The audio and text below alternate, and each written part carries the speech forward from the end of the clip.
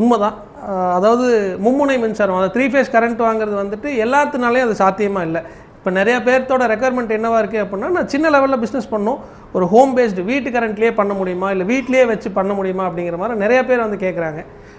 நிறைய கஸ்டமரோட ரெக்குயர்மெண்ட்டை கருத்தில் கொண்டு நம்ம வந்து ஒரு mill setup purely single phase கரண்ட்லேயே ஆப்ரேட் ஆகிற மாதிரி பண்ணியிருக்கோம். அதாவது பேசிக்காக ஒரு மில் செட்டப் ஸ்டார்ட் பண்ணோம் அப்படின்னா 3 மிஷின் வந்து நம்மளுக்கு தேவைப்படுங்க. அதாவது இட்லி மாவு, தோசை மாவு அரைக்கிறதுக்கு ஒரு மிஷினு, தானியங்கள் அதாவது ஆரியம், கம்பு, கோதுமை இந்த மாதிரி பல வகை தானியங்கள் அரைக்கிறதுக்கு ஒரு மிஷினு, மசாலா பொருட்கள் உதாரணத்துக்கு மிளகாய், மல்லி, மஞ்சள் இந்த மாதிரி பல வகை மசாலா பொருட்கள் அரைக்கிறதுக்கு வந்து மிஷின் தேவைப்படும். அந்த 3 மிஷினுமே வந்து பார்த்துட்டிங்கன்னா சிங்கிள் ஃபேஸ்லேயே ஆப்ரேட் ஆகிற மாதிரி பண்ணியிருக்கோம். அது மட்டும் இல்லாமல் மாட்டு தீவனம், கோழி தீவனம் இந்த மாதிரி கேட்டில் ஃபீடு பர்பஸ்க்கு தேவையான மிஷினுமே வந்து சிங்கிள் ஃபேஸில் நம்ம வந்து பண்ணிக்கலாங்க. சிங்கிள் ஃபேஸில் பண்ணல நம்ம வீட்லேயும் பண்ணலாம், இல்லை வெளியில் செப்பரேட்டாக ஒரு கடை எடுத்து பண்ணுறோம், அங்கே சிங்கிள் ஃபேஸ் பவர் தான் இருக்குது அப்படின்னாலும் தாராளமாக நம்ம வந்து அங்கே பண்ணிக்கலாம்.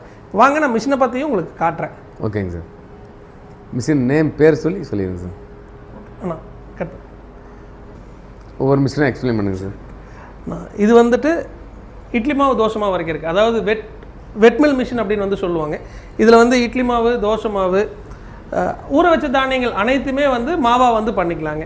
இது வந்து பார்த்துட்டிங்கன்னா 2 HP, சுற்றிலையுமே வந்து ஸ்டெயின்லெஸ் ஸ்டீல் கவரிங் வந்துடும், ஹாப்பர் ஸ்டெயின்லெஸ் ஸ்டீலில் வந்துடும், மவுத் ஸ்டெயின்லெஸ் ஸ்டீலில் வந்துருங்க. பாடி வந்து அலுமினியம் பாடி, ரஸ்ட்டு ஃபார்ம் ஆகாது.